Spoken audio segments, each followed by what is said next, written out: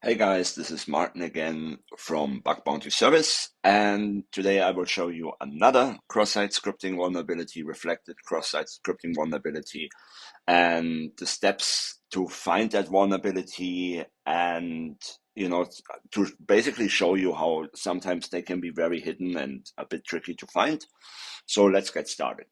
So here you have a normal search bar and it says like search for an animal, and then I could, for example, put in zebra and then hit enter, and then I get an informational article around zebras, right?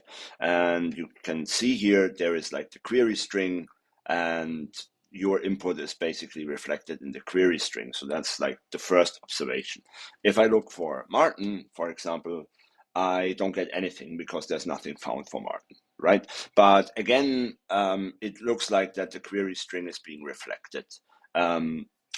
What I'm going to do is I head over to Burp and I look at one of these requests. So send it to repeater.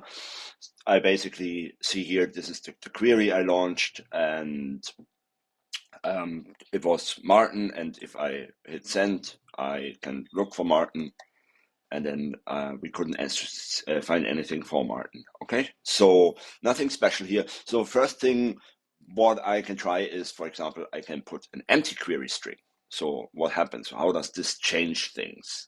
So if I look through this, scroll down in a real engagement, you would basically look at it line by line and things. But basically here you see the error, right? Like, so this is no search query provided.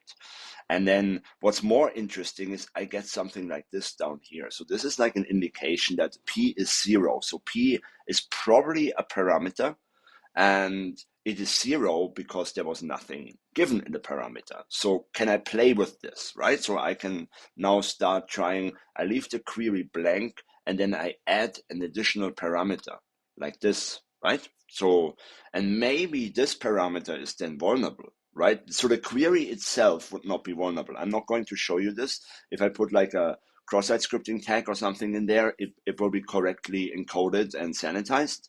But maybe that P parameter, which I just found here, is vulnerable to a cross-site scripting attack. So I could now put in like an SVG onload or something like that.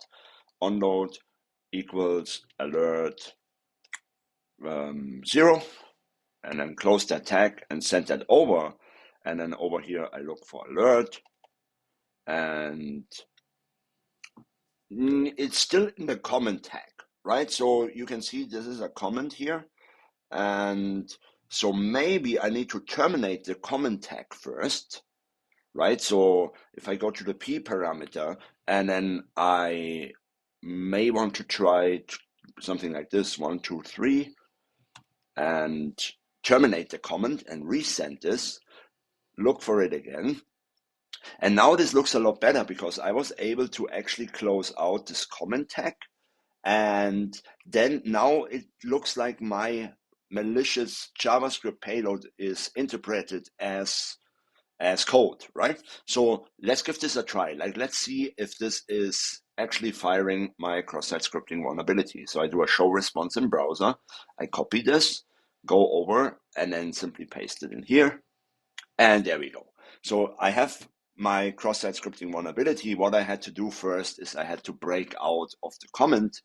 And then in addition to that, I had to use an additional parameter, which I uncovered by researching through the JavaScript code in the source. And then there was no further cross-site scripting defense in place. So the SVG tag was taken without any further issues. So there was no further encoding or anything like that. But this gives you an example of like how sometimes you have to chain certain findings together in order to actually fire your cross-site scripting payload. I hope this makes sense, and I look forward to see you in one of the next videos. Thank you.